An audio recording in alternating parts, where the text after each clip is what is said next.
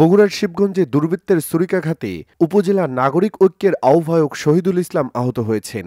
পরে তাকে গুরুতর অবস্থায় উদ্ধার করে শিবগঞ্জ উপজেলা স্বাস্থ্য কমপ্লেক্সে ভর্তি করা হয়।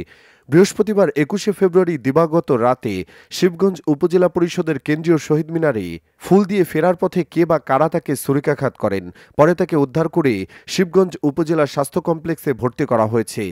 তার বাম চোখের কোণে এবং কোমরের নিচের অংশে ছুরিকাঘাত করা হয়। বর্তমানে তিনি শঙ্কামুক্ত রয়েছেন। পরে খবর পেয়ে রাতেই শিবগঞ্জ উপজেলা নির্বাহী কর্মকর্তা ইউনু জিয়াউর রহমান, সহকারী কমিশনার ভূমি তানিসুজ্জামান, শিবগঞ্জ থানার ভারপ্রাপ্ত কর্মকর্তা ওসি শাহিনুজ্জামান শাহিন তাকে দেখতে হাসপাতালে ছুটে যান।